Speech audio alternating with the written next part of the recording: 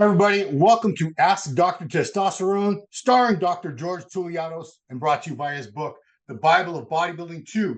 Over 700 pages, chock full of information about training, nutrition, supplementation, and of course, PEDs. You can get that on Amazon.com. And while you're on Amazon buying books, buy my book, Real Bodybuilding. And now, all the way from Athens, Greece, please welcome Dr. George Touliatos. What's up, Doc? Hello, Ron. Have a nice week. And we finally get to August tomorrow. Today, as we're filming, and tomorrow the show is on, and the final month of the Olympia. We had a new qualification, right? In Spain. Yeah, we had Roman Fritz. Roman Fritz from Germany. Very, very popular athlete. He's been second, third, fourth. He's been top five in a lot of shows, but I'm pretty sure this is the first time he's ever won all these years. Yeah. Not that old, but congratulations. He looked phenomenal from the pictures and videos I saw. And the runner-up kid, Amir Amoragic, also Germany. He's only 24 years old. So he's going to be, this kid's well on his way to stardom. Hey, keeping the beard, huh, Doc? Look at that. Well, it's aging a lot. It's hard, but I have to, I'm going to shave it on August 26th. So by the way, they tell me, it looks good. Even though it adds some years, it makes me more sophisticated.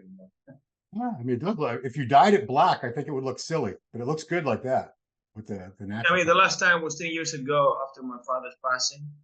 So I never left beard more than 40 days. Herbert all told me it looks good, Does look good. Especially when you have a young body, well trained, and you have a face of a mid-average guy, then it's the like Hercules. Yeah, but I'm telling you look older, but you look younger in the body. It's this contradiction, that makes more interesting. Yeah, the women in America call guys, in their who are 40s and 50s, 60s, whatever, silver fox. If you have the gray hair, but you still look really good, they call you a silver fox. So that's what they would call you here, silver fox.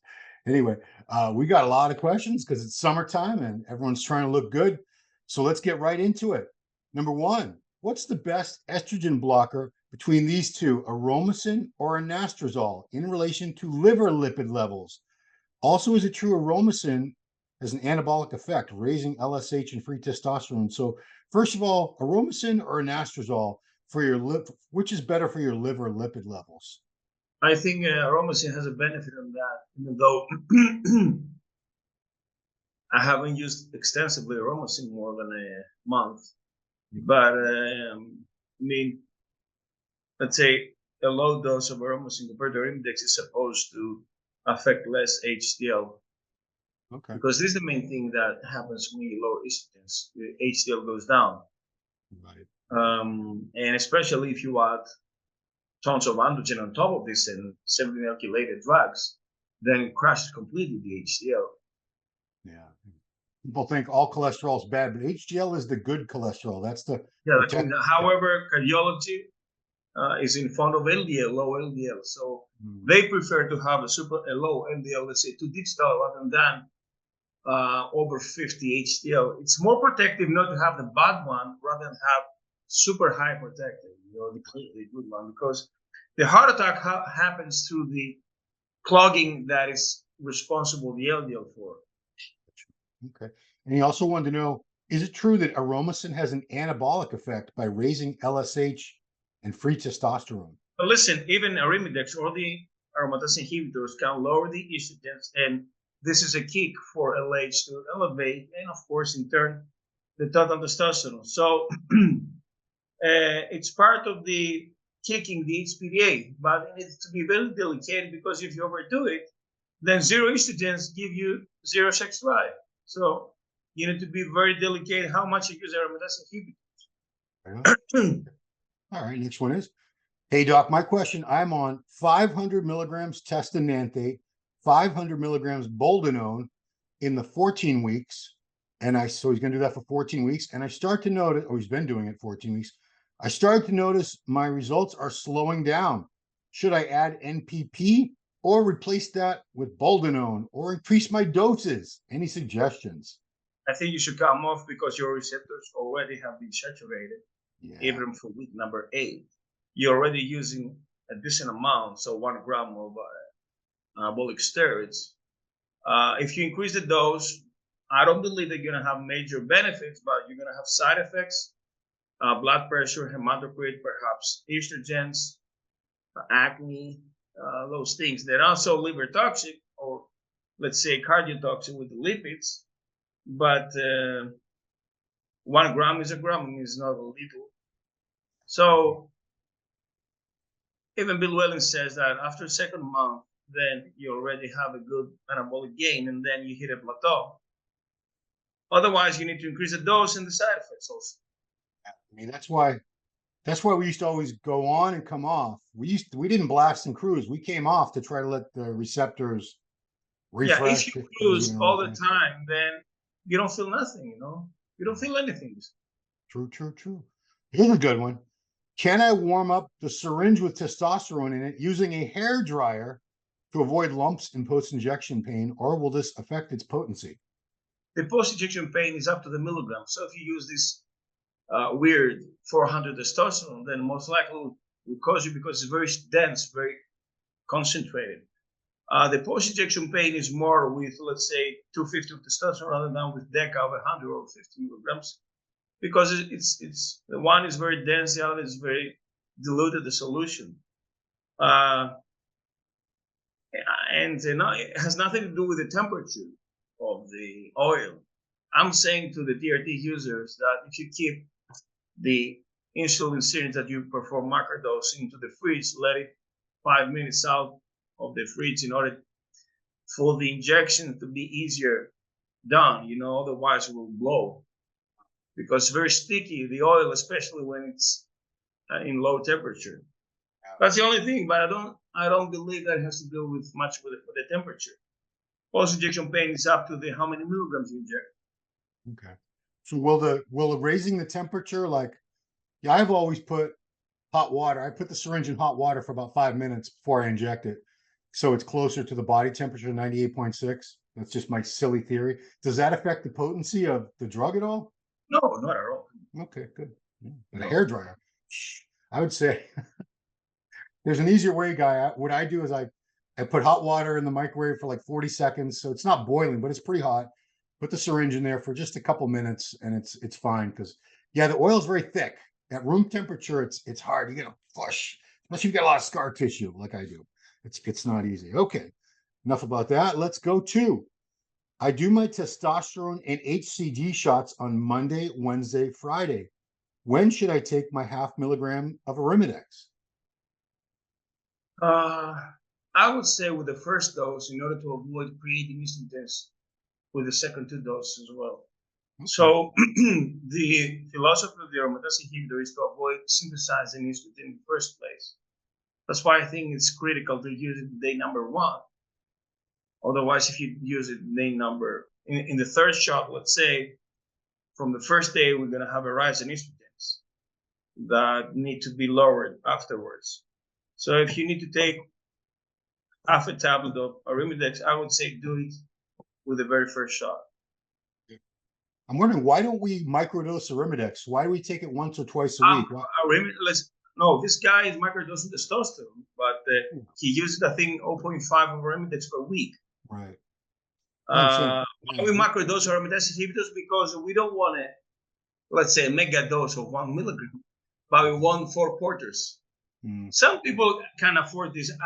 I mean, it's paranoid kind of cutting down a very tiny so small amount of Arimidex. Yeah, come on. Even a half a tab. I mean, I'm like, it looks like a little piece of a tooth that chipped off or something. All right, here we go. A little powder, yeah. A question from a woman. Here we go. I'm a 48-year-old woman that has been on growth hormone for 16 months, and I'm taking 2.5 every other day now. Okay, every other day. I think she means she's taking 2.5 IU per day. She's taking 2.5 IU per day. Been training 4 days a week in the gym for 18 months. I'm curious about testosterone, but worried about side effects. Can I take testosterone for anti-aging and more muscle building? How much should I take to not get a deeper voice and the other negative side effects? I've been active training from age 4 in gymnastics, dance, and weight training. Women use testosterone cream at very low concentration, even less than 1%, 0.5%. Wow. Even, let's say, 1% every other day. Okay. Because more than that, it may give you deep voice, clitoral enlargement, hirsutis, acne, and these are all the virilization effects. I don't think it has major anabolic effect, but it may give some fat burning, all right? And of course, libido, but be very cautious with that. I would say DHEA can be safer. It can increase testosterone directly. If she can't get the cream, if she has to inject, like how many Oh, milligrams? she has to inject. Come on. I'm Which just is the asking. lowest? I mean, how many Yeah, I would milligrams do you say think would be safe for take someone to inject? A woman. say if propionate is 100 milligrams per ml, you can use 10 milligrams, let's say, 3 times a week. Hmm. 30 milligrams of testosterone. See, that would work great for a woman. It wouldn't do anything for I a think man. this is the least you can use. 30 milligrams of propionate, 10, 10, 10 per week. You know, there you go, lady. Try that out. So, nutrition question: why is white rice okay for bodybuilders but not pasta? Aren't both of them simple carbs? Because of no, they are not simple. They are starchy carbs, but first of all, we have the white rice and the whole grain rice. I'm sorry, the white rice and the black or let's say brown rice, which is the major difference in the absence of fiber. Fiber, apart from the vitamin B complex, it's a major reason to suppress the insulin and the glucose increase. That gives you fat storage, of course. White rice is more easily to be digested. It makes you more hungry afterwards. And the only good timing for white rice post-workout with fish or chicken because they're easily digested. Now, the main difference between pasta and rice or corn and pasta or bread and rice is the gluten. Now, Rich Kashpari used to say in the late 80s that he followed the same type of diet with pasta and with rice, with bread, with corn, let's say with oatmeal and with potato, which is gluten and gluten-free. And same macros, and amount of carbs. And he realized, of course, he was a freak in nutrition. And afterward, he realized and he looked leaner, and perhaps, assumingly, the gluten makes you more puffer, is less easy to be digested, those who have celiac disease. But certainly, potato and rice makes you look leaner rather than pasta, which is completely very off-season food, even bread. I mean, Some might many. even cut off oatmeal, Oof, in no, don't preparation. do that. Oatmeal's got very little gluten, but pasta, that's been an off-season staple for bodybuilders' diets for many, But you many can years. have whole grain pasta, of course, and you can have pasta coming from rice, from corn, which is gluten-free. Yeah. Well, you can eat gluten if you really want. You'll just have that little bit of bloating. Just be aware of it. If you want to look leaner and tighter, you would not have much gluten in your diet or no gluten, really. And even a better choice for potato is the sweet potato that has the fiber, rather than the regular potato, which is good post-workout. Yeah. Yeah, but many bodybuilders, Tom Platz used to have spaghetti and meatballs every night before his leg workouts. Yeah. And I think he had Pop-Tarts for breakfast or something Bob ridiculous. Chick and Sergio Jr. had spaghetti meatballs with pizza. With pizza? Empanada, yeah. Gosh, that's a lot of carbs right there. All right, next one is I am 26-year-old male, no abuses, good sleep, exercise, and nutrition. My GH level is 0.1 with upper limit 3.0. IGF-1 120 with normal range 150 to 250. What would be the benefits if I start GH therapy supervised by a doctor, of course? Are there any downsides or health markers I should check when on GH? First thing is check out your A1C because GH induces insulin-resistant diabetes type 2. If your A1C is 5.5, forget about it. You need to take it down to get it down to 5%. Avoid the sugars, avoid the hyperglycemic carbs. Prefer slow release starchy carbs with fiber and till the fruits, of course. And the other thing is that if in your family history runs cancer, then do the tumor markers CEA, AFP, and CA 19.9 that actually show inflammation and also how the cancer evolves. But I don't think they're that much a pre-diagnostic measurement. But anyway, A1C has to be low, and also to, let's say, avoid the scenario of the cancer, do not spike on HF1, which means do microdosing of G8s and never go over 3 IUs a day. Split it AM and PM always. This favors also fat burning because G8s, this is what it does in first place, burns the fat under low dose. But if you want to still grow, use, let's say, 4 IUs in 1 injection. Great. You got all kinds of money. Go for it. All right, next one is it okay to drink 0 alcohol beer during a cycle, or is it still not recommended to drink 0 alcohol beer? Well, I think beer has a lot of carbs, right? Well, I don't know what zero alcohol beer must still have the carbs in it, but it's got no alcohol. Yeah. I don't even know what it's made of. But yeah, I mean, it has a taste, but it's still doing the fattening effect of drinking carbs, you know. And people say that they drink beer in the summer and they feel nice. I think alcohol makes you more thirsty because it's dehydrating. Yeah, for sure. Well, they like cold beer. I don't, just because, but you can have a cold Gatorade or a cold, soda or something, or cold ice water. But yeah, a lot of people love cold beer, and they like to barbecue with the meat, and they got the cold beer, and it's the good old summertime. Are they bodybuilders or just powerlifters?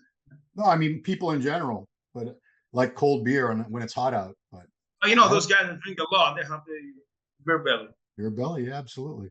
So yeah, but it's not gonna. I think he's asking because of the liver problems that you would have if you're on oral but still, I steroids. think the problem with the beer is in the carbs. Yeah, but that releases insulin, and insulin then makes you fat, and this visceral fat. So you want to avoid soda too. Coca-Cola, Pepsi, Mountain Dew, all that stuff. But if it's sugar, absolutely. Yeah, okay. Go for the diet. Okay, last question. I'm on 50 milligrams twice a week of testosterone, age 51. Just wondering if I need to take anti-estrogen like Nolvadex. If yes, how many milligrams and how often per week?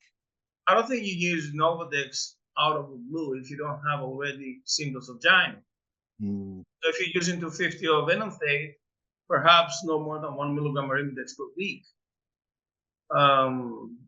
The day of the injection, you can use it. But Nolvadex, only if you have already pain.